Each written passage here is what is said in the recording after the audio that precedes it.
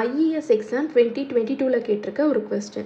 Which one of the following is correct in the feedback circuit having three resistance and capacitance with conditions R1 equal to R2 equal to R3 equal to R and C1, C2, C3 is equal to C for phase shift oscillator. So நமக்கு கொஸ்டினில் பார்த்தீங்க அப்படின்னா just datas மட்டும் கொடுத்துருக்காங்க. அதாவது 3 resistance 3 capacitance இருக்குது. அதாவது 3 RC network நமக்கு இருக்குது. அண்ட் என்ன டைப் ஆஃப் ஆசிலேட்டர் அப்படின்னா ஃபேஸ் ஷிஃப்ட் ஆசிலேட்டர். ஏன்னா ஆர்என்சி அப்படின்னு தான் இருக்குது. ஸோ ஒரு ஆர்சி ஃபேஸ் ஷிஃப்ட் ஆசிலேட்டரில் ஃபீட்பேக் நெட்வொர்க் இருக்கும்போது நமக்கு கொடுத்துருக்க டேட்டாஸில் ஃப்ரீக்வன்சி வேல்யூ எதுக்கு கரெக்டாக இருக்குது அப்படின்னு கொடுத்துருக்காங்க.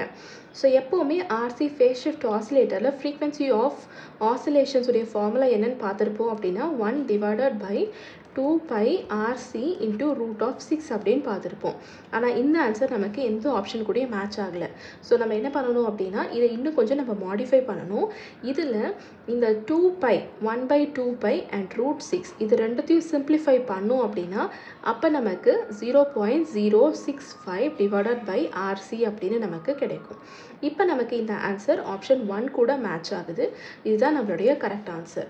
ஸோ ஜென்ரலாக பார்த்தோம் அப்படின்னா நமக்கு இந்த எந்த ஆன்சருமே மேட்ச் ஆகலைன்னு அர்த்தம். ஸோ இந்த மாதிரி சின்ன சின்ன சேஞ்சஸ் தான் நமக்கு பண்ணி அதிலேருந்து சால்வ் பண்ணுற மாதிரி கேட்டிருப்பாங்க.